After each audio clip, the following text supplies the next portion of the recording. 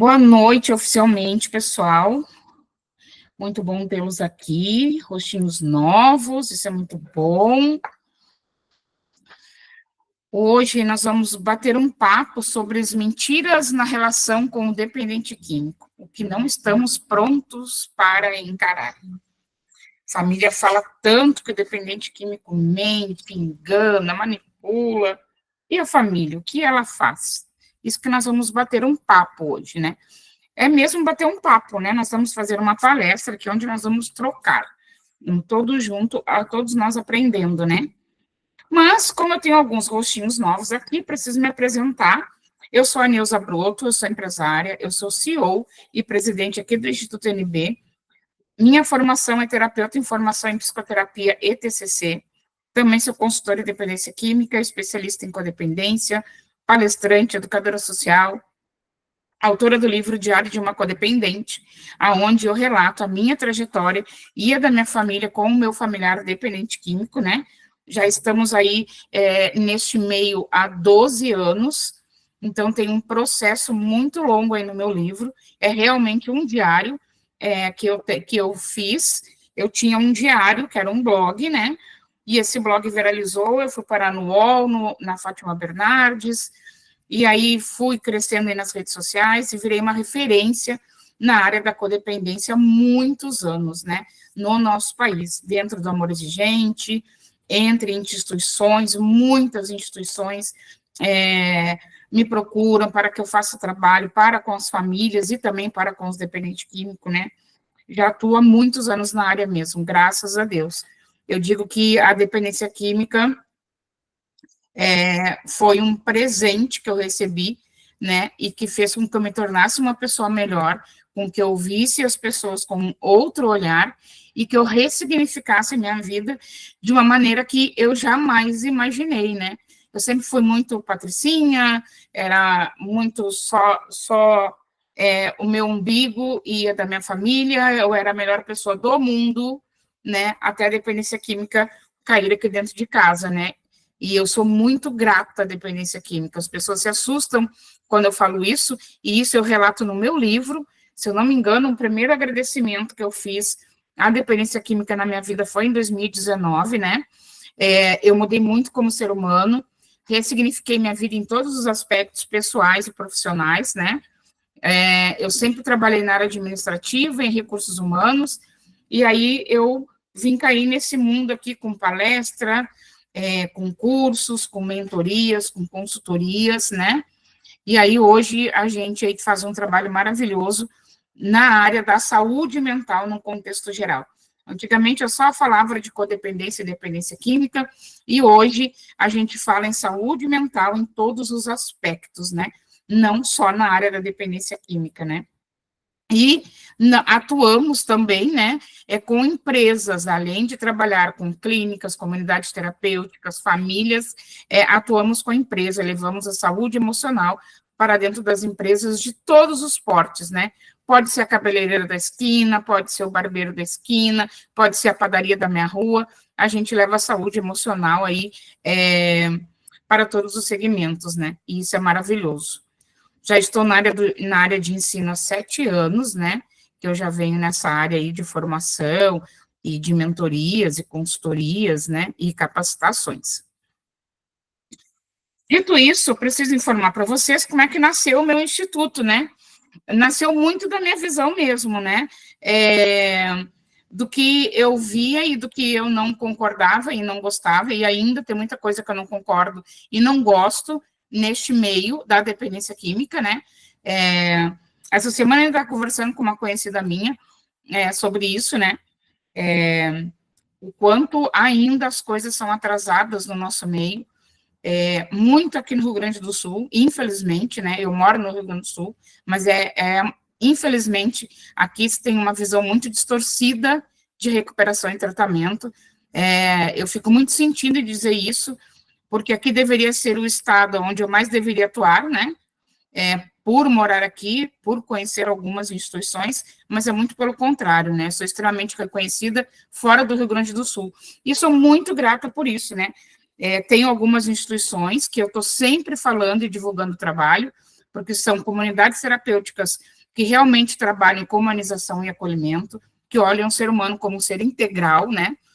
E sempre que eu sei de instituição assim, eu enalteço essas instituições, porque é desta forma que a gente vai conseguir fazer a diferença na vida do ser humano, né? Com acolhimento, com humanização, com profissionais todos os dias dentro de uma instituição.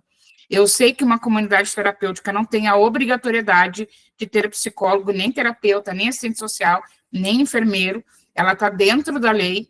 Toda a comunidade terapêutica que vocês forem procurar e não tiver esses profissionais, eles não estão fora da lei. A gente tem que entender a legislação, né? Não estão fora da lei. Mas poderia fazer uma parceria, pagar um profissional e ter. Aí vai de cada instituição, né? Como eu falei, eu conheço comunidades terapêuticas que fazem isso. E muitas outras que não fazem também têm um trabalho muito bom, né?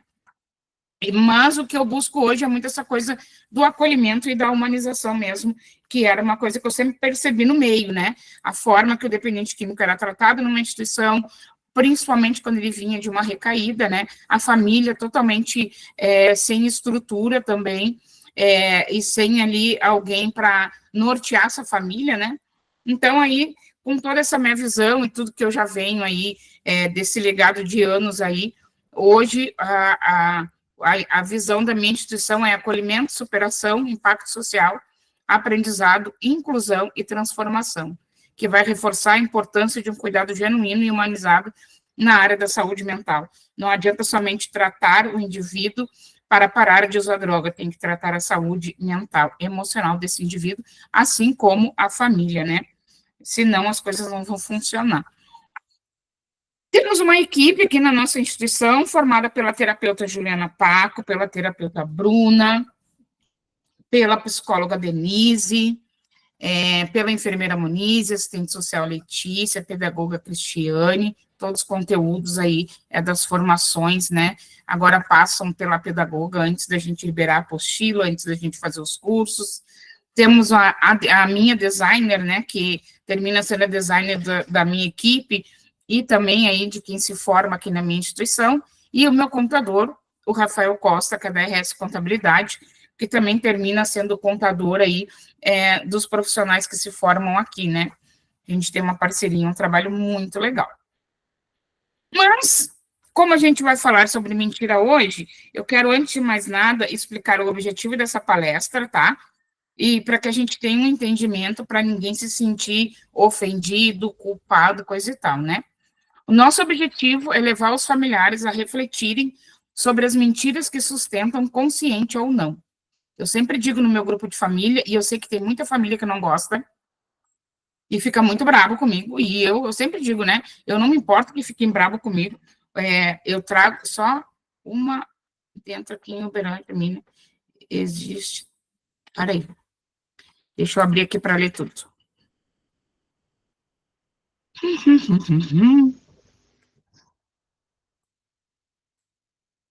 Peraí, que não está abrindo. Neuzinha, só te interrompendo, porque às vezes eu embananei aí, escrevi errado. Aqui na cidade de Uberlândia, Minas Gerais, o município, através da prefeitura, exige que as comunidades terapêuticas tenham assistente social e psicólogo. Ótimo. Porque a gente lidar com vidas de seres humanos. Exatamente, isso é muito importante. E é aquela história, né, que eu sempre falo, claro, a instituição trabalhando dentro da lei não tem problema algum, né? Está dentro da lei do governo federal, está dentro da lei antidrogas, dentro da lei das comunidades terapêuticas, está tudo certo. Mas quando a gente entende que é o transtorno por uso de substância, a gente percebe a necessidade de um profissional. Só que eu não posso reclamar de uma instituição que não tem esse profissional, porque ela deve estar trabalhando dentro da lei, né? E uma coisa muito importante, né, e que assusta muitas famílias, já que a gente abriu esse leque aqui, as pessoas se assustam porque quando um dependente químico não quer ficar numa comunidade terapêutica, simplesmente eles abrem o portão e ele vai embora. E é exatamente isso. Uma comunidade terapêutica, ninguém pode ficar lá se não quiser. Então, você conversa com o indivíduo não quer, vai embora. Ai, que horror, Neuzinha. Sim, são maiores de idade, não estamos lidando com crianças, estamos lidando com pessoas maiores de idade. Obviamente, se a pessoa tem uma comorbidade, né, aí já é outra situação. Mas comunidade terapêutica funciona desse jeito e não está errado. Ai, por que não liga para a família? Isso é uma opção da comunidade terapêutica. Não está na legislação isso, né? Ah, mas é que deveria avisar. Lida-se com adultos. A gente não pode esquecer disso, né? Tem instituição que avisa e tem instituição que não avisa. A instituição conversa com o indivíduo, né? Tenta ali convencer o indivíduo a ficar, mas se ele quer ir embora, ele vai embora. E comunidade terapêutica funciona assim, gente, e tá tudo dentro da lei neste sentido. Claro que quem quer fazer diferente, faz diferente, mas eu querer, né? Não está fora da legislação isso, né? Então, nós vamos fazer aqui, o que nós vamos fazer hoje? Levar os familiares a refletir, então, sobre essas mentiras que a gente sustenta, conscientemente ou não, e a gente mente muito, muito mesmo. Como essas atitudes impactam no tratamento e na recuperação, tanto do dependente quanto do sistema familiar.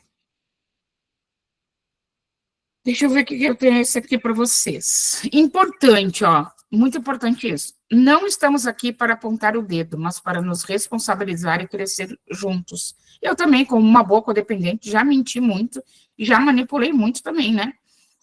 Porém, quando a gente entra num grupo, quando a gente vai buscar estudo, e quando a gente busca um tratamento, e que toda a família deveria fazer isso, a gente tem que mudar. Não adianta eu querer institucionalizar um familiar e eu também não mudar. Mas quem usa droga é ele, Neuzinha. Mas como é que eu vou cobrar as coisas dos outros se eu não faço? Daí fica elas por elas, né? E eles sempre vão jogar isso na nossa cara e com razão, né? Eu não posso cobrar que alguém seja ético e correto se eu não sou ética e correto, né? Então, as mentiras na relação com o dependente químico. A mentira não é só um ato moral, mas um mecanismo de defesa e sobrevivência dentro da dependência. Por que eles mentem, os dependentes, né? Por causa da negação, né? Então, muitas das vezes eles mentem para si mesmo antes de mentir para os outros. A mentira serve para evitar encarar a realidade do vício. Eu vou parar sozinho. Não, eu não vou usar, eu só vai ser essa vez aqui, não vai fazer mais. Eles mesmos mentem para eles mesmos, né? Também por culpa e vergonha, sabe que estão decepcionando quem ama, então mente para proteger o outro ou para não lidar com a culpa. Óbvio que nada justifica, tá, gente? O uso, né? E nem a mentira. Medo da manipulação ou da rejeição, o medo de perder o emprego, ser expulso de casa ou ser preso, faz com que ele esconda o uso. Mecanismo de manipulação, aprendido no vício. Com o tempo, a mentira vira ferramenta de manipulação para o uso. Muito importante. A mentira se torna quase uma habilidade adaptativa para manter o vício funcionando. E isso é uma coisa muito comum com o indivíduo que faz uso de substância. O que é importante a gente entender? Não podemos romantizar a mentira, mas entendê-la. Compreender não é passar a mão na cabeça, não é passar pano, como eu digo, né? Tem algumas pessoas que vão mentir em função do uso mesmo, e aí, igual, eu não tenho que passar pano para isso, né? A gente não tem que aceitar mentira de absolutamente ninguém, por isso que eu também não tenho que mentir, né? E lembrando, não podemos romantizar mentira como parte do processo, nem justificar todos os comportamentos com a dependência. Mas o fulano fez isso porque mentiu porque ele usa droga, estava com vontade de usar, porque estava com crise de abstinência, ele gritou porque estava com crise de abstinência, ele me agrediu por isso. Nada justifica, absolutamente nada. Quando a gente faz isso, estamos mentindo para nós mesmos e justificando um erro de uma outra pessoa. E quando a gente justifica, não tem processo de recuperação e tem mentira no meio, né? Mas também não podemos cair no erro de tratar apenas como um mau caráter, né? Tem dois viés, depois a gente vai ver o viés de quem mente mesmo, né? Quem já tem aquilo ali da mentira. A mentira precisa ser enfrentada com limites, confrontos amorosos e tratamento adequado, mas sempre dentro do entendimento de que ela é parte de um ciclo maior, o ciclo da dependência. Quando a gente fala confronto amoroso, não é, tá bom, eu vou aceitar, tudo bem, amor, tu mentiu, tá tudo certo, não tem problema, não faz mais isso. Não, é conversar com a pessoa e trazer a informação para ela, né? Com educação, com calma, com equilíbrio. Obviamente que a gente só consegue fazer isso quando a gente busca um tratamento. Ontem, no workshop que a gente teve, a Juliana falou sobre a comunicação não violenta, o quanto ela é importante num processo aí, tanto do dependente quanto da família, né? Nunca esqueçam, não é passar a mão na cabeça, porque o fulano mente porque ele usa droga, ele mentiu porque ele estava com crise de abstinência. Não, não tem nada a ver, né? A gente não tem que aceitar nenhum tipo de mentira na nossa vida. Entendam bem isso. Quando lidamos com a mentira, não estamos lidando só com palavras falsas. Estamos lidando com dor, medo e desesperança. Mesmo assim, só um minutinho, Laís. Mesmo assim, tá? Mesmo sabendo que tem ali uma desesperança, que tem uma dor, que tem um medo, que tem uma culpa, a gente não pode justificar e usar isso como desculpa para aceitar uma recaída, para aceitar que toda hora ele está brigando, para aceitar todas as mentiras de forma alguma, né? Quando a pessoa busca um tratamento e ela busca de verdade, isso ela vai levar para o seu terapeuta, para o seu psicólogo, né? Para tratar essas dores, para que não siga mentindo. O dependente não precisa de permissão para mentir, precisa de ajuda para reaprender a viver em verdade. E aqui entra um papel que a família erra bastante, né? A família se responsabiliza pelas coisas do dependente químico. Além de assinar embaixo da mentira, ela termina se responsabilizando. Então, por exemplo, o dependente químico roubou um tênis aqui de casa, né? A família vai justificar, vai mentir. Não, ele não roubou, eu que doei, eu não sei onde eu botei, né? O próprio dinheiro, quando ele pega, a família também mente alguma coisa, né? Para justificar, liga para a empresa mentindo que o fulano não foi trabalhar porque está isso, porque está aquilo, né? Então, a família também colabora sendo permissiva com isso, né? E fica uma reflexão ali, né? Como estou reagindo às mentiras? Com ódio ou com firmeza e amor? Estou entendendo o contexto ou só apontando o dedo? Como posso ajudar a pessoa a sair da negação sem alimentar a manipulação? Volto a dizer, não temos que aceitar absolutamente nada, nada, nada. O que a gente tem que fazer? Ver o que eu quero para a minha vida, ver se eu quero continuar com essa pessoa ao meu lado e oferecer o tratamento. Quantas vezes vou fazer isso, Neuzinha? Cabe a cada um. Cabe a cada um. Mas é que eu já estou assim, uns 2 anos com a pessoa, ela segue mentindo. Por que tu segue do lado de uma pessoa que mente para ti o tempo inteiro? Por que a gente segue junto com alguém que nos manipula, que só faz promessas e não muda nunca? Mas é que a doença, Neuzinha, a gente nunca sabe, né? Não, a gente não sabe quando a pessoa vai ter um despertar. Mas o que eu quero para a minha vida? O que eu quero aceitar na minha vida? Por que eu aceito uma mentira? Por que eu ajudo nas mentiras? Por que eu aceito ser manipulado ou manipulada? Agora eu vou ler o que a Laís botou ali. Deixa eu abrir aqui minha janela. Tarará, tarará, tarará. Eu não sei por que as minhas mensagens não aparecem mais.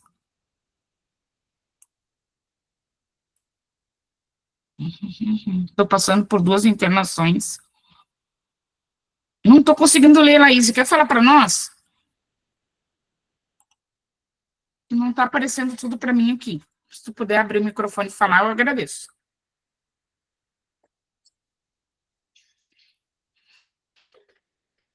Eu só peguei a metade da conversa, Laís. Neuzinho, eu vou ler para você aqui. Obrigada, amor. Estou passando por 2 internações do marido. Nenhuma concluída e muitas mentiras por estar em abstinência. E o relacionamento acaba se tornando tóxico. Bom, ele não está em recuperação, então, Laís. Está recaído. Obrigado, Rô. Ele está em casa, não posso abrir o microfone. Entendi. Mas ele está no uso? Coloca aí para nós poder entender o processo. Ele está em abstinência sem uso. Tá, mas então está mentindo por quê? Aí vem uma outra parte da mentira que a gente vai ver depois. Nada justifica uma mentira, mas tentando mentir, manipular, poder usar escondido. Aí entra nessa parte aqui, ó. Por que que eu aceito e permito isso dentro da minha casa? Por que que eu aceito e permito isso sabendo que isso está existindo? Não estou mandando ninguém se separar, ninguém mandar os filhos para fora de casa, mas é a gente se olhar e ver por que que eu aceito isso. Será que eu também não estou mentindo para mim? Será que eu também não estou idealizando algo? E isso serve para qualquer familiar. E também para os dependentes químicos, né? O porquê da mentira. E uma situação dessa, né? E os meninos aí podem até ajudar. Uma situação dessa é uma vírgula para usar se ele já não está no uso, né? Porque começa com esse tipo de coisa, gente, não demora muito e já está usando. Pode falar, Rô. Neuzinha, eu acredito quando chega nessa situação assim, cabe também a pessoa que está envolvida aí nesse relacionamento ter uma mudança, né, e impor limites. Porque, de acordo com os cursos que eu tenho participado juntamente com vocês, é sempre falado isso. Porque quando não impõe limites, isso acaba deixando que o DQ adquira muito mais força para ele mesmo, para ele permanecer na vida que está. Então, seria necessário a Laís entrar aí com uma mudança para ela poder tentar resolver isso. Exatamente. Perfeito, Rô.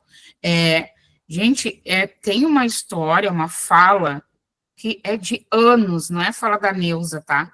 Nada muda se eu não mudar. Por isso a gente faz os questionamentos.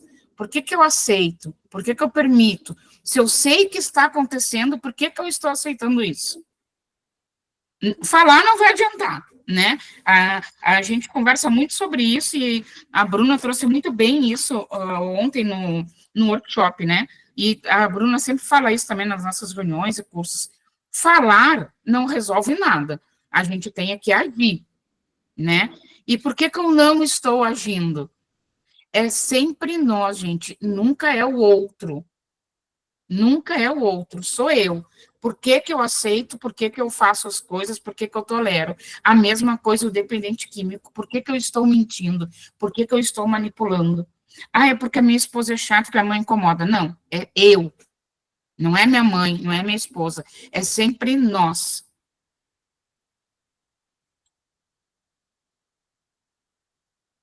Mas como é que tu vai internar uma pessoa que, segundo tu mesmo, não está em uso? Não existe isso, Laís. Não existe. Nenhuma instituição recebe ele se ele não estiver no uso. Não tem? Mesmo que tu pague uma instituição. Não existe isso. A questão, Laís, não é ele. Lembra? A questão é tu. Então ele usou droga? Se está positivo, ele usou? Porque mesmo que tu faça aquele de 90 dias, como ele estava dentro de uma instituição, se deu positivo, ele usou? Outra coisa importante, exame toxicológico, a família adora fazer isso, né? Qual o objetivo que a família faz um toxicológico? Eu sou favorável, tá? Eu indico, mas desde que se tenha um objetivo. Eu fiz um toxicológico e deu positivo, qual a minha atitude? Sempre nós e não eles. E lembrando, a gente não salva, a gente não cura absolutamente ninguém. Absolutamente ninguém. Eu posso interferir com uma internação? Posso. Se a pessoa está num uso e num uso abusivo. A pessoa usou 2, 3 dias, eu vou pensar o que eu quero da minha vida. E volto a dizer, quanto mais a gente fala, pior é. Então, o que a gente tem que se fazer? É se recolher, ficar quietinha e refletir o que eu quero para a minha vida. Por que eu permito conviver com uma pessoa desse jeito? Seja ela quem for, seja o namorado dependente químico, o esposo, o filho, a filha, seja quem for. E a mesma coisa o dependente químico, porque eu permito estar num ambiente que me adoece, com uma esposa chata, com uma mãe autoritária, com uma casa que é muito gatilho para mim em diversos aspectos, porque eu permito isso. Temos que lembrar sempre, todos somos adultos. Dependente químico não é bebê que tem que ficar embaixo da asa da mãe, ou que tem que aceitar tudo, não. Ele é um adulto que saiu de um tratamento pronto para viver aqui fora. Até então, né? Se ele fez um tratamento. Pronto para viver aqui fora. E aí ele vai viver aqui fora o que é melhor para ele. Ele também não é obrigado a aceitar as coisas, assim como nós não somos obrigadas. Deixa eu ver o que tu botou ali, Laís. Vamos ver se eu consigo ver esse pedacinho aqui. Rô, tu consegue ler para mim, por favor? Ele foi com meu carro jogar futebol com meu menino de 11 anos. Antes de vir embora, foi numa boca comprar cocaína com meu filho junto. Me disse que comprou e não usou. Mas e meu filho que foi junto? E teu filho que foi junto? A resposta está em ti, Laís. O que eu permito para a minha vida e para os meus? Por que eu aceito uma atitude dessa? Por que eu aceito uma atitude dessa? Quando se vai buscar droga, se está vulnerável a absolutamente tudo. Não pensem que ter uma criança junto é segurança. Não pensem que levar o pai, a mãe, a namorado, o tio, o cachorro, o passarinho é segurança. Não. Eu posso buscar droga na zona rica da minha cidade.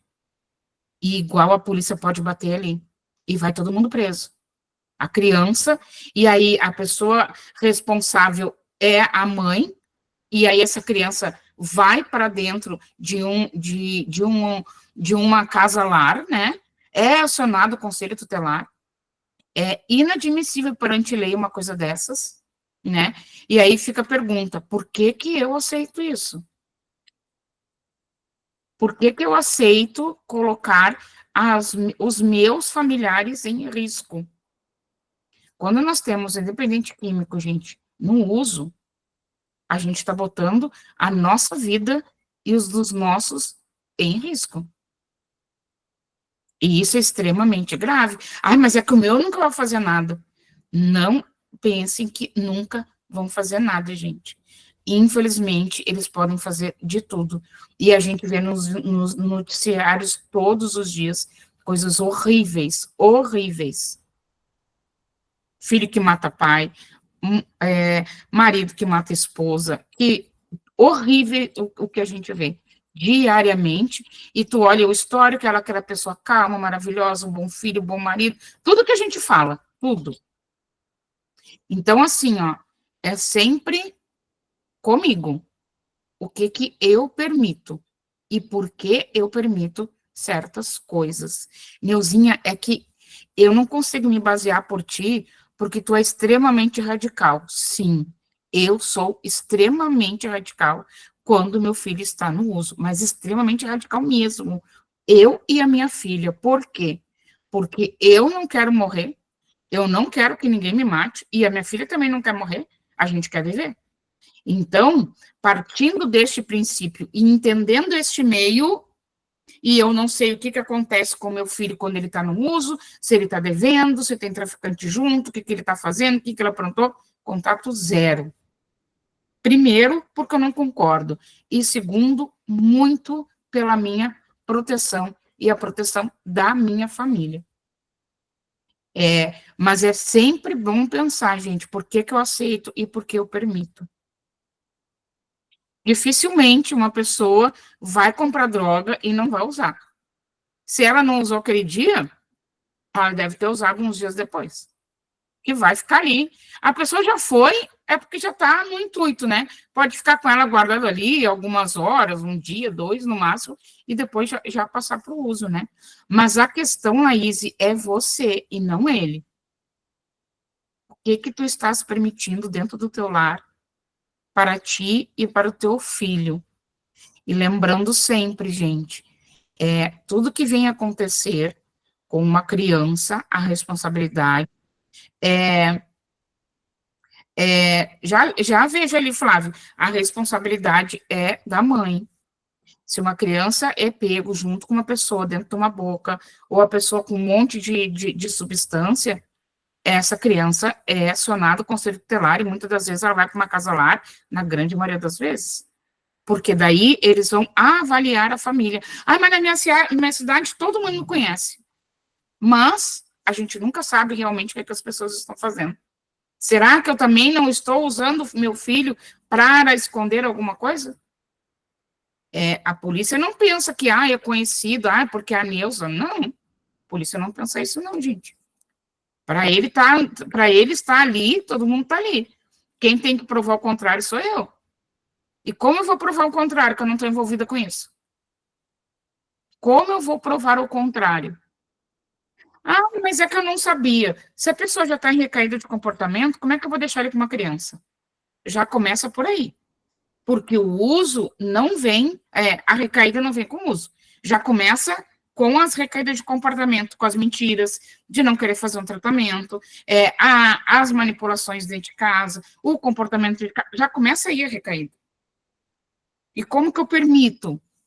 Como que eu permito? Isso é muito sério, gente. E, infelizmente, a gente vê isso todo santo dia. Todo o santo dia. E outra coisa, amanhã ou depois, isso aí pode ser uma referência para essa criança usar droga. O que uma criança que convive com isso vai pensar? Vou fazer também, meu pai faz, é normal, uma hora pode vir a fazer também. Laís, eu não sei se tu está fazendo atendimento terapêutico, mas eu te sugiro que tu busque urgente um atendimento para ti, o teu filho também, tá? E reflita na tua vida e do teu filho, não do teu marido. É na tua vida e do teu filho, neste momento. O que tu quer para ti, para ele, e a segurança que tu quer. E lembra, tu não vai salvar ele, né? E tu não interna ele se ele não estiver em uso. Rô, tu consegue ler para mim ali? Tamo junto, Laís. Tamo junto. Tu consegue ler o que o Flávio botou para mim? O Rafael... Não, o Flávio. O Flávio disse, eu sou um adicto em recuperação e já fiz esta insanidade. Na verdade, no pensamento de um adicto na ativa, tem um pensamento padrão de que dá nada não. Uhum. Exatamente. Exatamente isso. Por isso que somos nós, e não o dependente químico. Eu não tenho que pensar por ele e agir por ele. Eu tenho que pensar por mim e agir por mim e pela minha família. É isso que a gente tem que pensar. Não estou dizendo que não tem que ajudar, tá, gente? Mas que tipo de ajuda eu vou dar? Antes disso, eu tenho que saber o que eu quero para mim. E, principalmente, como é que eu tolero as coisas. Porque nós toleramos muitas coisas. O Rafa também escreveu alguma coisa, né, Rô? O Rafael disse que tinha problema com álcool. Eu estive internado. Quando saí da internação, minha namorada acabou comigo. Me tratei do álcool e caí na cocaína, com o término do relacionamento. Fazem 5 meses, é difícil mesmo. Rafa, não sei se tu tá buscando ajuda para ti, mas é importante que tu busque ajuda, tá? Busca aí um terapeuta, busca aí um psicólogo, né? Isso é muito importante. Aqui nós temos um grupo de dependentes químicos. Se tu não tá no nosso grupo, tu pode entrar no nosso grupo, tá? Depois me chama no privado, passo o link. Se tu precisar conversar, aqui nós também temos profissionais que atendem dependente químico, tá?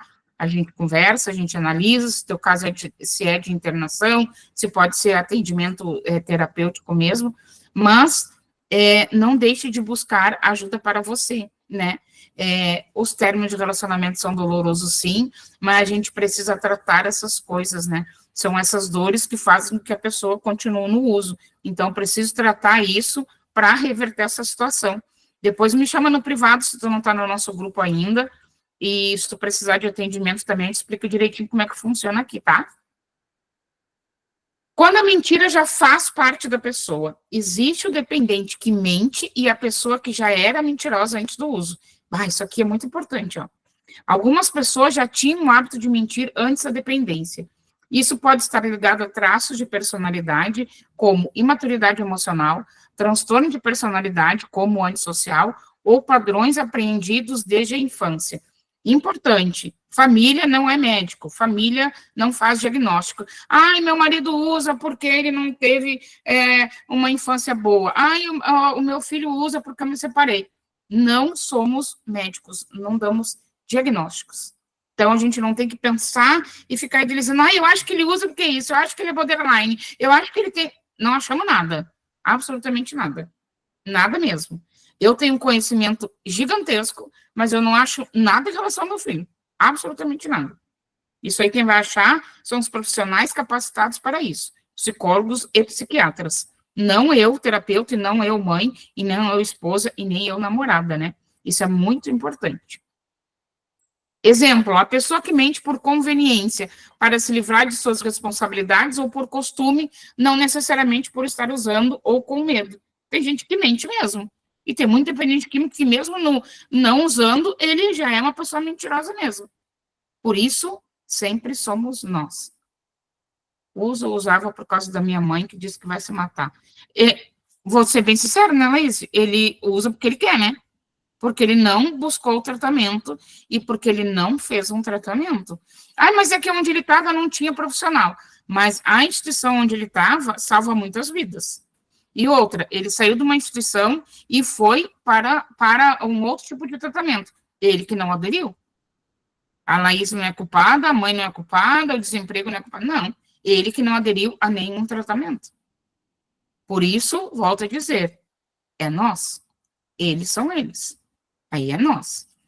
O vício potencializa o que já existe. Muito importante, ó. O vício potencializa o que já existe. A família tem a mania de passar a mão e de querer dar justificativa. Não. O vício vai potencializar o que já tem naquela pessoa ali. Então, se ela era agressiva, aquilo ali já vai ser... mas é que ele é agressivo porque usou. Não, gente, já tem aquilo ali na pessoa. Mas ele é mal educado. Não, já era mal educado. Mas ele é folgado. Não, ele já era um folgado. A dependência química não cria caráter, mas revela ou intensifica o que já está ali.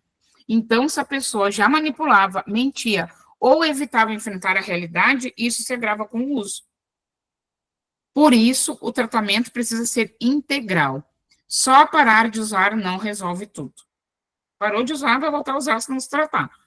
O tratamento precisa abordar o comportamento, o caráter, os traços disfuncionais e os padrões mentais. A droga não inventa o comportamento, mas descontrola o que antes era disfarçado. Então, não existe aquilo, ficou agressivo por causa do uso da droga. Mentiu porque está em abstinência. Não, a pessoa já é isso, né? A mentira precisa ser tratada, seja pelo vício ou pelo caráter. Seja ela causada pela droga ou por traços antigos, a mentira tem que ser enfrentada no processo terapêutico, com limites bem estabelecidos, confronto com amor e firmeza, compromissos claros e consequências. Que é uma mentira que sempre que a gente leva como não dá nada? Aquela criança que, sem querer, traz o lápis do coleguinha na mochila, traz o brinquedo para casa, né? A gente acha normal. Ele esqueceu. Porque é uma mentira que se faz muito. Alguém liga, eu tenho telefone, eu não quero falar com essa pessoa. Fulano disse que vir aqui em casa, disse que eu não tô. A gente acha como uma coisa normal. Bruno, lê para mim, Carla, isso botou aí que eu não consigo ler aqui, por favor.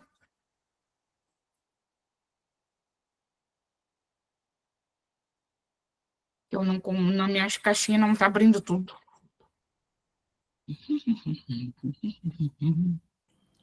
Posso ler, Neuzinha? Pode ler.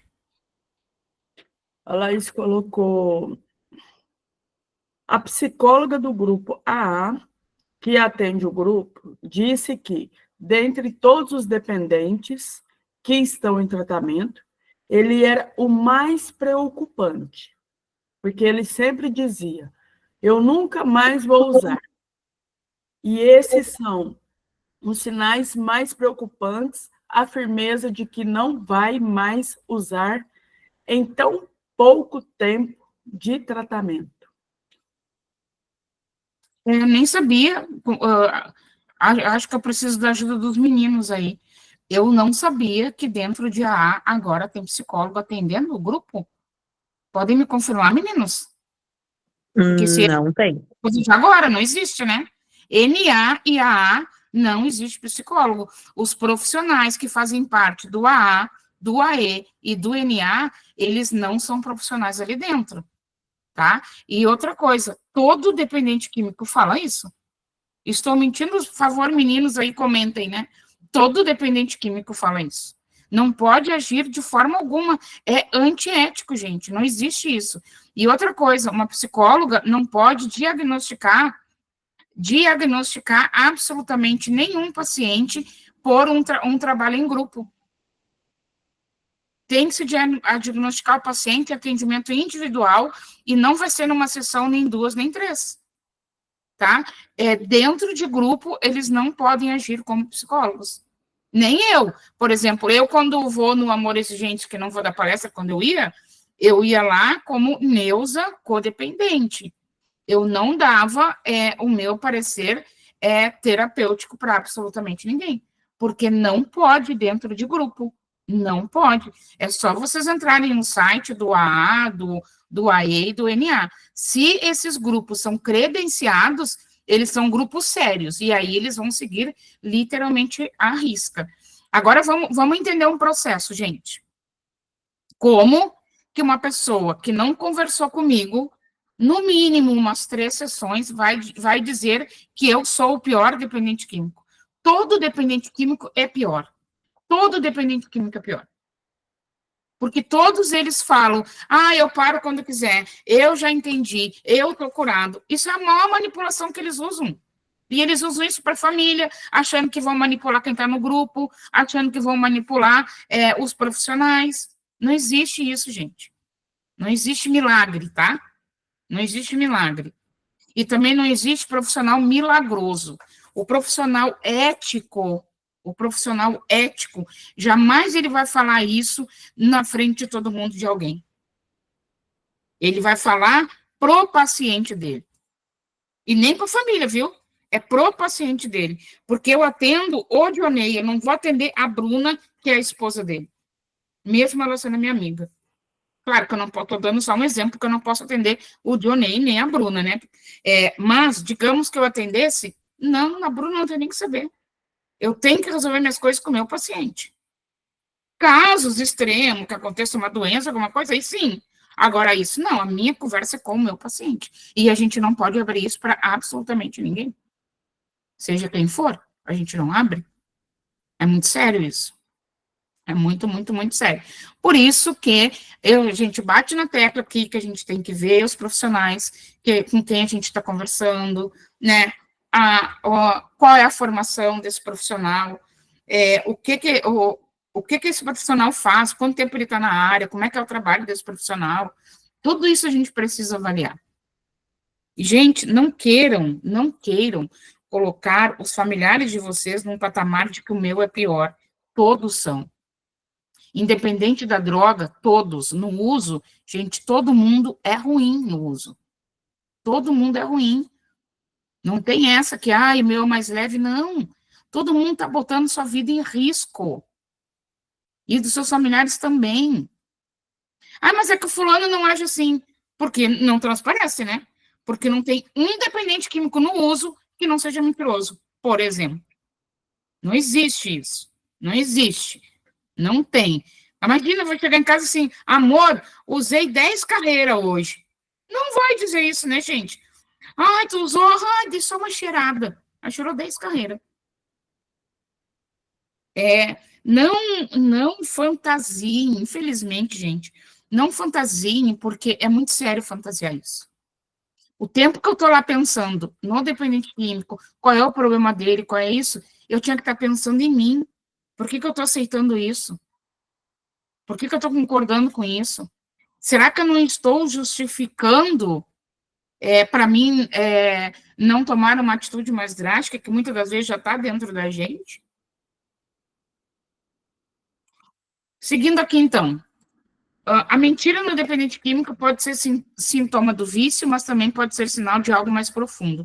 E é por isso que o tratamento não é só parar de usar, é reconstruir a verdade dentro da pessoa.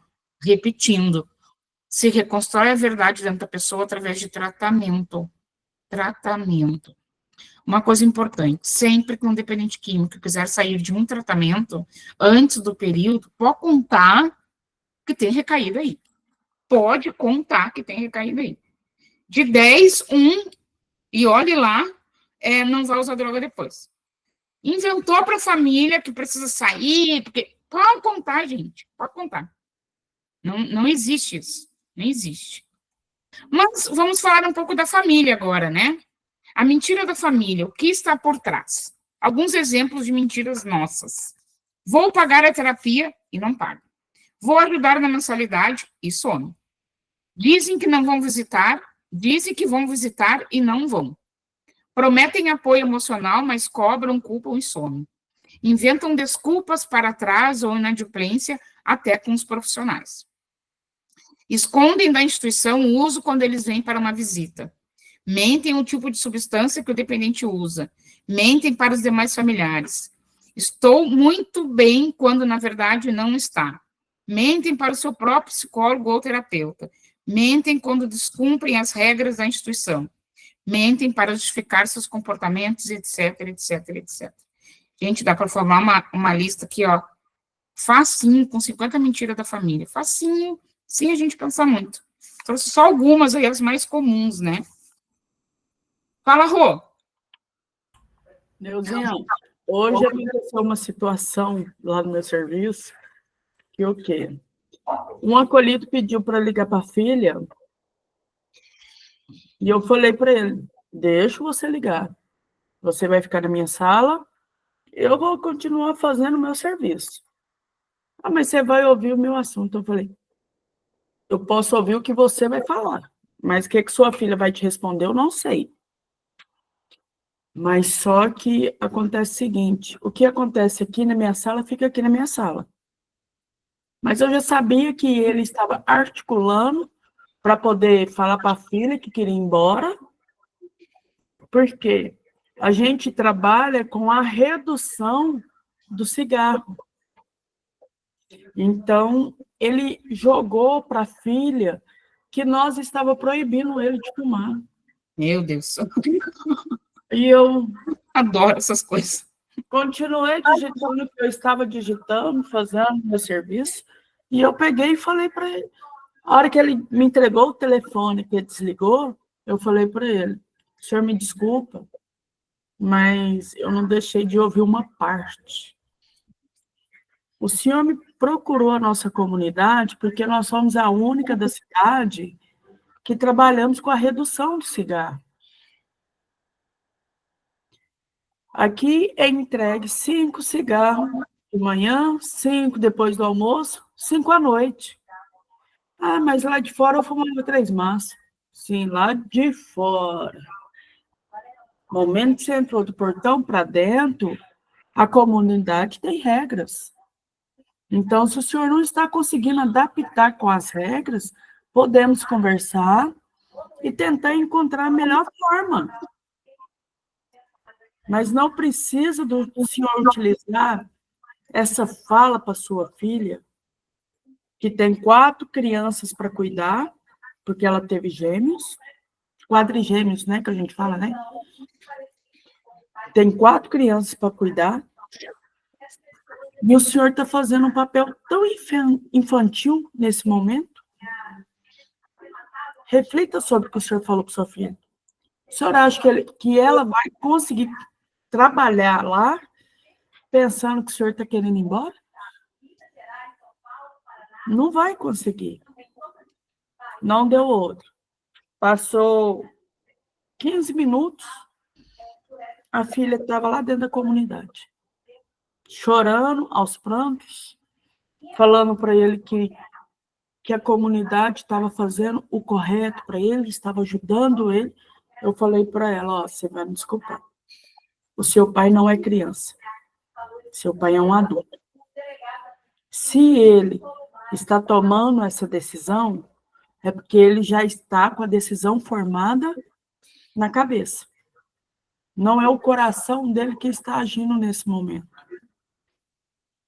É a voz da emoção, da razão dele, do inconsciente, que está falando para ele ir embora, porque ele está no processo da abstinência da falta da substância. Não estou, não. Eu estou falando baixo com o senhor, não sei por que o senhor está gritando. Não estou gritando, não. Gritou de novo. E eu falando baixo. Eu falei, olha, vamos fazer o seguinte, se o senhor quer ir embora mesmo, a sua filha já está aqui, eu vou pedir um monitor para acompanhar o senhor juntar suas coisas, o senhor poder ir com a sua filha. A filha dele automaticamente falou para ele, se o senhor sair, o senhor vai sair sozinho desse portão para fora. Pode esquecer que eu existo, esquece que o seu irmão que estava te apoiando existe, porque nós não vamos te apoiar nessa situação. É muito complicado. Ele é uma pessoa que extremamente não aceita, desculpe aí, homens que estão mediante a reunião, mas existem muitos homens que não aceitam a opinião de uma mulher que está à frente. Então, foi exatamente isso que aconteceu. Porque a hora que eu falei para ele, a quantidade de cigarro é X. Eu posso entrar com a bala para poder te auxiliar, porque lá de fora o senhor fumava 3 maços. Então, para o senhor não sair tão prejudicado, eu arrumo 5 cigarros para o senhor, 5 balas. Tudo certo. Não precisa o senhor ir embora por causa disso.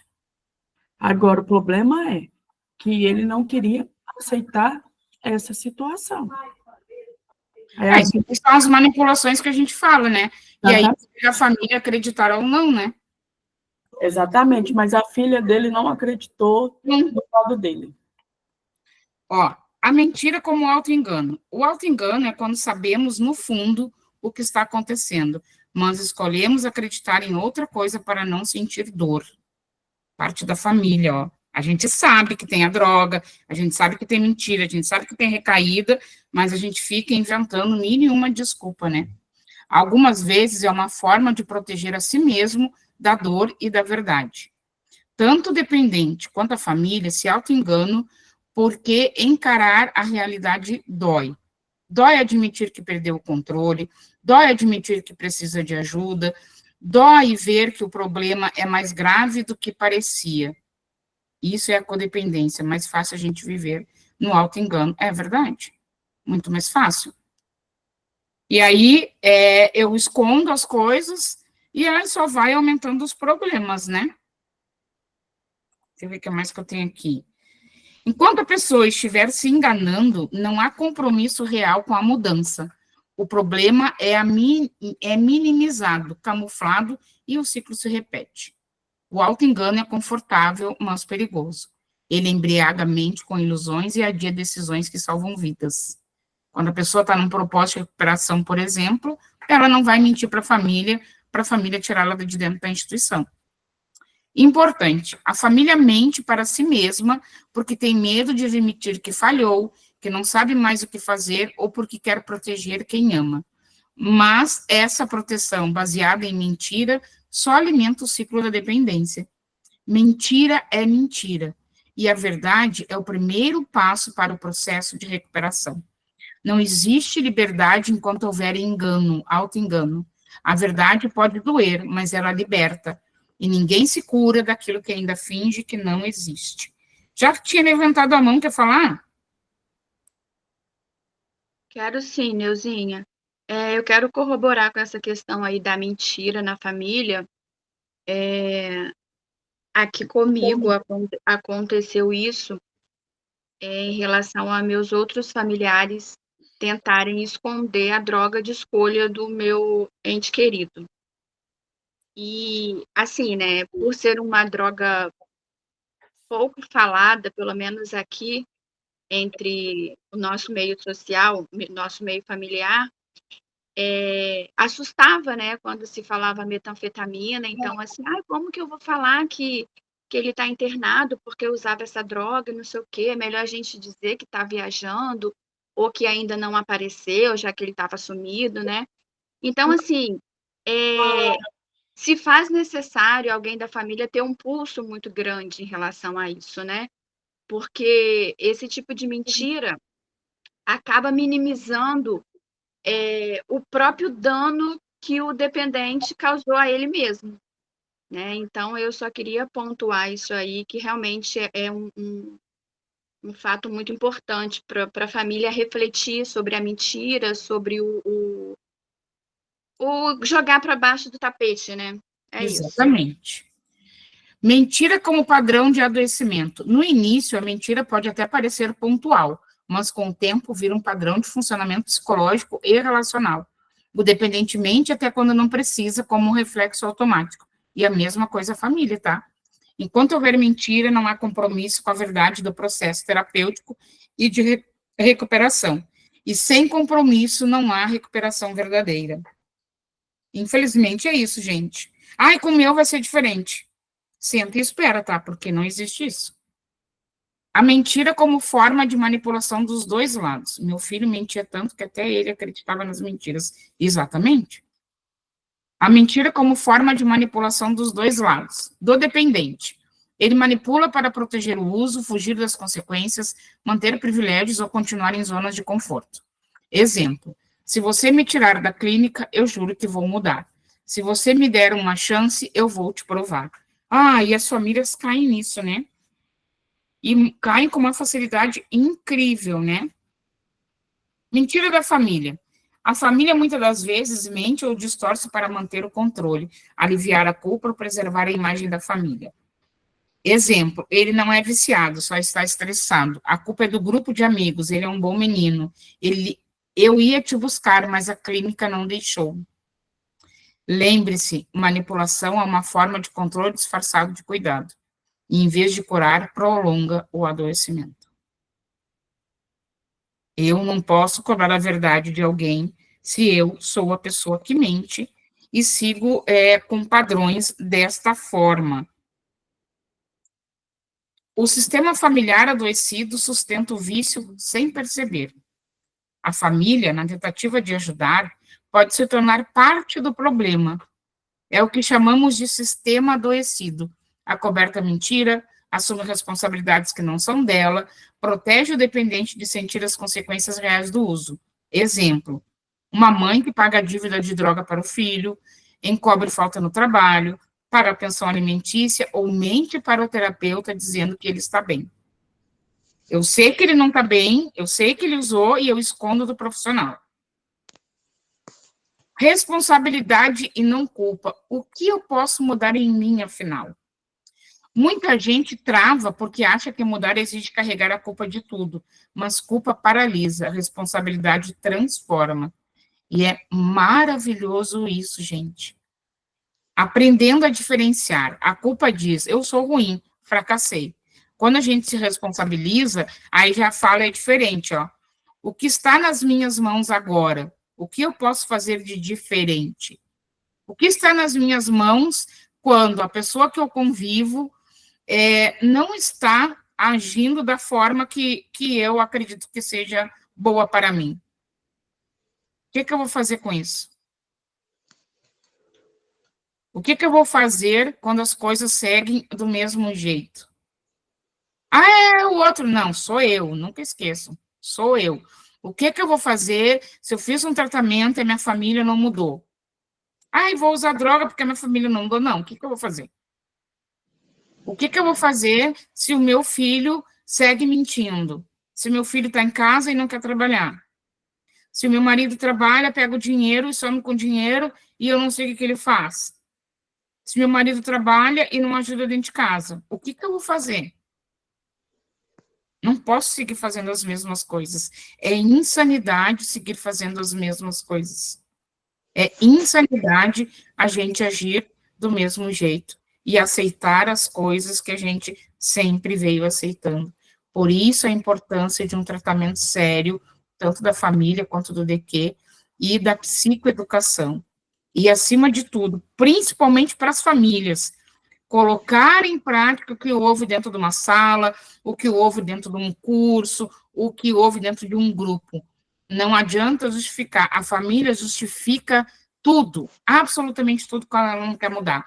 Ah, essa fala da Neuzinha não é para mim, a Neuzinha é agressiva, aquilo que falaram no grupo não é para todo mundo. A família justifica absolutamente tudo. Não, é porque o meu vai ser diferente, ele me prometeu, eu sei que é difícil, mas comigo vai ser a primeira vez. Não existe isso, gente. Quanto mais a gente justifica, mais a gente perde. Precisamos ser realistas. Realistas. Isso é muito sério, a gente lida com algo muito sério e que pode nos matar. O nosso ente querido, que nos ama tanto e que a gente ama tanto, pode nos matar literalmente. Se vocês quiserem, eu passo N reportagens de dependentes químicos que mataram seus familiares. E era aquela pessoa maravilhosa, que tinha entendido tudo, que agora ia ser diferente, e que a mãe aceitou, e que a esposa aceitou, e não sei o que. E daqui a pouco deu B.O. Uma coisa importante, a maioria das mulheres no nosso país que estão em regime prisional, elas estão lá por causa dos seus companheiros, nem por causa de seus filhos, pelos seus companheiros, namorados, maridos, parceiros. A maioria das mulheres no país que estão em regime prisional, eu só não lembro a porcentagem agora, elas estão por causa dos seus parceiros. Olha que forte isso. Uma reflexão para nós. O dependente pode não ter escolhido a doença, mas pode escolher o tratamento. Ele pode, não eu, tá? Ele pode, não eu. A família pode não ter causado o vício, mas pode escolher parar de sustentar comportamentos doentios. Neuzinha, se ele pode escolher o tratamento e eu não, o que eu faço? A gente vai oferecer os tratamentos. Mas e se a pessoa não quiser? O que a gente vai fazer? Vou continuar numa relação assim? Vou continuar aceitando as coisas toda hora uma recaída, toda hora um tratamento, toda hora uma recaída, toda hora um tratamento? O que eu quero? Sempre a gente tem que se pensar assim, o que eu quero? Mas, Neuzinha, tu oferece tratamento para o teu filho. Aham, mas é ele lá e eu cá. Quase contato zero em tratamento. Quase contato zero em tratamento. Ele lá e eu cá. E quando vem para cá, é do jeito da mãe dele. Ah, Neuzinha, com mãe é muito mais fácil, com esposa é diferente. Não, gente, é tudo igual. É tudo igual. É só a gente saber o que a gente quer para a nossa vida. Tem mães que agem exatamente como as esposas. O que a gente está falando aqui não fala de qualquer familiar codependente. Qualquer familiar codependente. Por isso que é o que eu quero. Por isso que a família tem que buscar ajuda para ela. Porque se eu não me cuidar, se eu não estiver bem, eu não vou conseguir ajudar absolutamente ninguém. E aí eu vou continuar aceitando as coisas e eu mesmo vou dando desculpa para o uso do meu familiar. Eu mesmo vou dando desculpa para o uso. E vou procurando essas desculpas. Ah, porque foi lá na infância, porque ele não foi amado, porque isso, porque aquilo. Não, gente, a gente não tem que procurar desculpa de nada. O que eu tenho que procurar é olhar para mim. E isso é para os meninos também. Olhar para eles, para o que eles precisam trabalhar neles. Não que o que a fulana, o que a minha mãe precisa mudar. Não. É trabalhar neles. Uma coisa que eu sempre falo, né? Quando a gente vai fazer algum trabalho com um dependente químico, eles não falam da família. Eles não falam da família. Quando eu vou fazer trabalho com dependente químico, a única fala em relação à família Neuzinha, como é que eu faço para minha mãe se entender e eu convencer ela que ela tem que participar de um grupo? Eles falam isso. Eles não ficam justificando as atitudes da família. Porque isso... Não. Quando eles falam da família, pelo menos nos trabalhos que eu faço, e não é pouco, já são anos fazendo isso, né? Eles têm as queixas da família, né? Que a família atrapalha, que a família não ajuda, isso quando eles estão no processo de recuperação, né? E que eles queriam manter um convívio, mas estão vendo que não vão poder manter um convívio porque a família não mudou. Eles nunca reclamam das coisas. E quando o dependente químico está num grupo de dependente químico, ele não fala da família. Eles falam da recuperação deles. Eles trazem coisa para eles. Quando existe partilha num grupo, e eu já lidei com um grupo de DQ há muito tempo, é sobre eles. As conversas é sobre eles. E não sobre outras pessoas. E não porque, minha mãe está assim, não. É sobre eles. É impressionante a diferença. E num grupo de família, quando a gente vai falar alguma coisa, a família só fala do outro. Quando a gente pergunta para o dependente químico como é que tá, ele vai falar dele. Quando a gente pergunta para uma família como a família tá, ela vai falar do dependente químico. Hoje eu tô bem, eu tô feliz porque eu vi meu filho, então eu tô bem, tô tranquila. Eu não tô legal porque o meu filho tá de mau humor. Eu não tô legal porque acho que meu marido recaiu. Ela não, sempre ligando a outra pessoa. É impressionante isso. Impressionante isso. Assumir responsabilidade é tomar as rédeas da própria história, sem desculpas e sem autoacusações. É muito bom fazer isso, viu, gente? Muito, muito, muito bom mesmo. Combinar e cumprir pequenas atitudes que geram confiança. Minha cachorra pulou em mim. A confiança, uma vez quebrada, só se reconstrói com coerência entre o que se fala e o que se faz. Eu tenho uma fala que é maravilhosa, né? Falar bonito, todo mundo fala, a gente ensina o papagaio, ele vai falar bem bonito.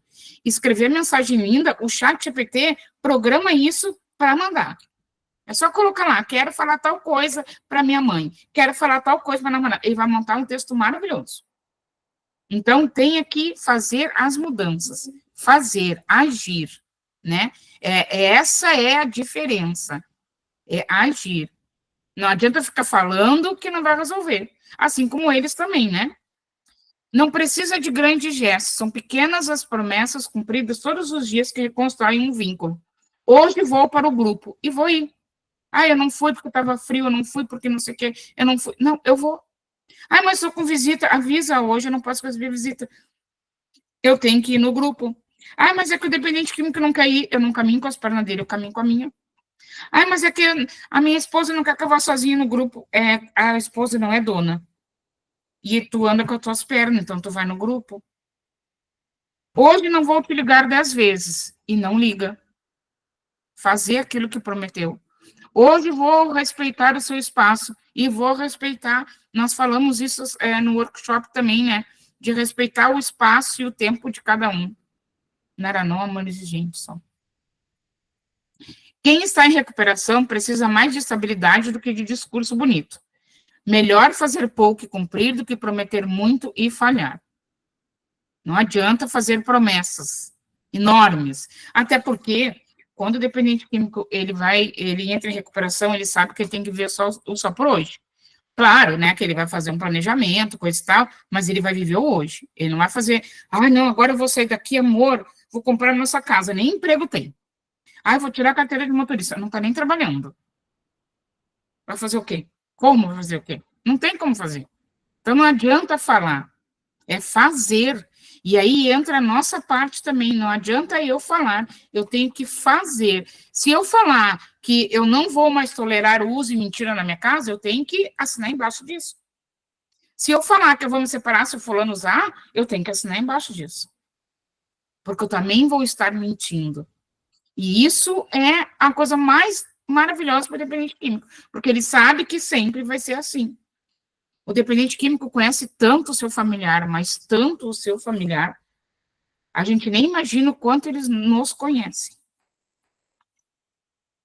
Não prometer que não pode cumprir, prometer cura, mudança, paz ou qualquer coisa da boca para fora só vai gerar frustração e desconfiança. Nunca mais vou brigar, vou me separar se você usar, é a última vez que eu vou te dar dinheiro. E segue dando dinheiro, pagando pensão e pagando as dívidas ainda, né? A família precisa entender que ela deve prometer menos e cumprir mais. É o começo da transformação. Ficar quietinho, como a gente diz, né? De boca fechada. Vou agir, em vez de falar, eu vou te internar, tô vendo clínica para ti. Não fala. Não fala. Faz. Simplesmente faz. Que olha, se tu não mudar, amanhã depois eu vou te internar. Faz. Se tu não mudar, tá, o que eu quero? O que eu tô aceitando? Esse tipo de comportamento dentro da minha casa? Por que eu tô aceitando isso? Por que eu aceito alguém que grita comigo? Mesmo que não tenha uso.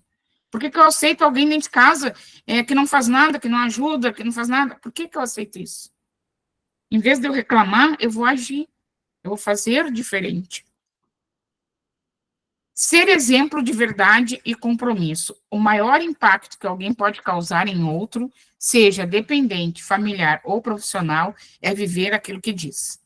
O discurso convence, mas é o exemplo que arrasta. Então, se a gente fala, a gente vai fazer. Não tem mimimi, mas é só dessa vez. Não, a gente vai fazer. Mas daí não vão gostar? Paciência. Paciência. Eu tenho que fazer aquilo que eu acordei com as pessoas. Seja meu familiar, seja no meu trabalho, seja onde for. Na prática, ser honesto, mesmo quando errar, pedir desculpa de verdade, cumprir os horários, respeitar os processos, aceitar limites, mostrar na atitude que está comprometido. Mas a Neuzinha faz só isso. Não faz só isso. Uma coisinha vira uma coisa enorme, né? Aquela coisa de jogar pedra na água, que vai se expandir, né? Lembre-se, você não precisa mudar o mundo inteiro hoje, mas pode mudar o seu próximo passo. Assuma o que é seu. Faça o que puder com o que tem. Um passo verdadeiro já é o início de um processo de recuperação. A mudança começa no espelho. Quando eu sou verdadeiro comigo, abro caminho para que o outro também queira mudar. Não tenham medo de mudar, não tenham medo de ser verdadeiros, gente. Esse tempo eu passei aqui como instituição, né? Passei por um processo aí, eu tinha parceria com uma instituição, desfiz a parceria por questões profissionais, né? Mas é que eu precisava, não sei o que, não posso fazer nada. Esses tempos a mesma coisa também. Uma família me chamou e disse, eu precisava, né, de 4 presentes para visitar meu filho, e aí eu não pude estar presente. Não posso fazer nada. Não posso fazer nada. A sala foi aberta, a pessoa não esteve na sala porque ela não quis. E essa semana, ainda falei no workshop, teve uma situação assim também, né, de uma situação também da família, que levou uma outra visão para a instituição, dizendo que o problema foi aqui e não ela, né? Impressionante isso. Sustentem a verdade, não tentem manipular. E uma coisa importante, né? Para quem quer manipular profissional, gente, a gente conhece, a gente sabe quem está inteiro de verdade, quem não está, a gente sabe quem vai mentir, quem não vai, a gente sabe quem está mentindo, a gente sabe quem está nos tratando bem para ganhar algum benefício, e aqui, gente, fazer isso com a Neuzinha, só se ferra, porque benefício não tem. Fala, Rô. Neuzinha, ontem, na minha reunião com os acolhidos, eu trouxe até uma fala que não adianta a mudança se o pensamento deles não estiver interligado com o coração. Porque a mudança só acontece quando ambos se permitem, né? E eu acredito muito nisso, porque eu utilizo essa frase não só com os acolhidos, mas também comigo mesmo. Uhum. Por cada problema que eu já passei, que eu já enfrentei na vida, né? E você sabe, você é prova disso, que eu já compartilhei alguns momentos da minha vida com você. Então, teve um acolhido que falou para mim: ah, mas eu estou disposto a mudar. Eu falei: você está disposto a mudar? Onde? Como? E quando? Aí ele: como assim? Não, é porque a gente tem que fazer uma programação aonde que a gente quer mudar. Você está aqui dentro da comunidade, está absorvendo as ferramentas para você lidar com as situações lá de fora, mas só que você tem que perceber também que aqui dentro da comunidade você passa por situações que vão ser parecidas com as situações lá de fora. E aqui dentro você não está conseguindo enfrentar essa situação. Não consegue lidar com essa situação. Como que você vai adquirir essa mudança? Você consegue me explicar hoje? Não, não consigo. Então vamos fazer diferente? Reflita, escreva no seu caderno o que é que você quer mudar em primeiro lugar. Semana que vem a gente senta e conversa. Pode ser? E ele: tudo bem, pode ser. E isso os outros ficou me encarando. Eu falei: isso aí serve para vocês também, que estão me encarando. Porque a dificuldade dele é a dificuldade de muitos que estão aqui hoje. Então, reflitam sobre o que eu falei, e semana que vem a gente conversa a respeito, a gente dá continuidade nessa mesma reunião que está acontecendo hoje. Ah, mas aí eu que ingeri muito álcool, eu vou esquecer o que você falou. Falei: por isso que eu estou pedindo para vocês, anotem no caderno de vocês, porque vocês têm um caderno.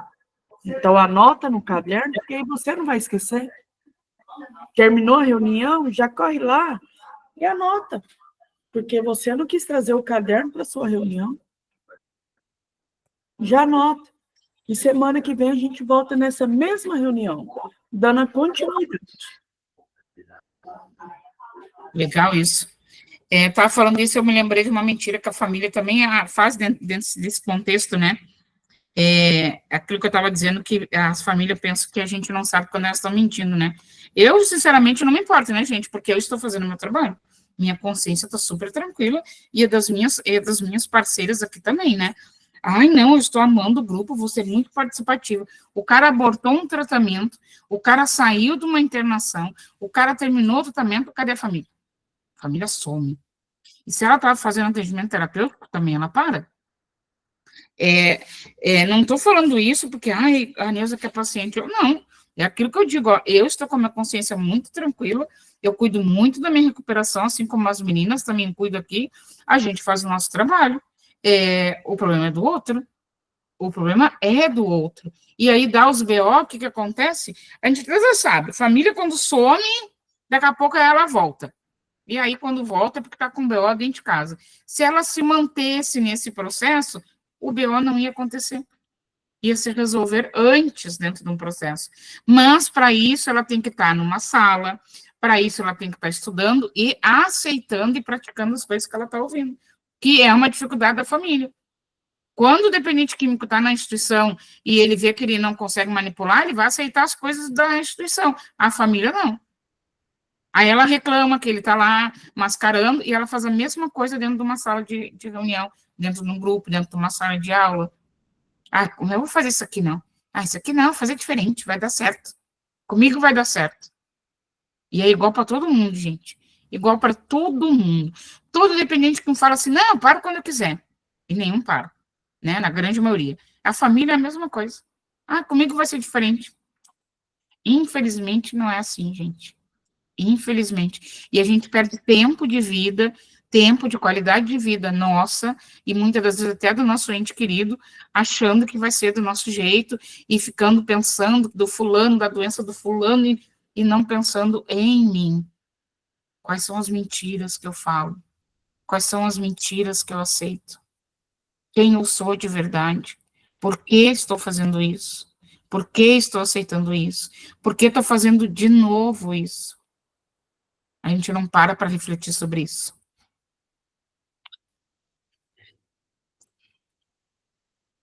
Perguntas provocativas, ó, que a gente deve se fazer. Em que momento eu menti achando que estava ajudando?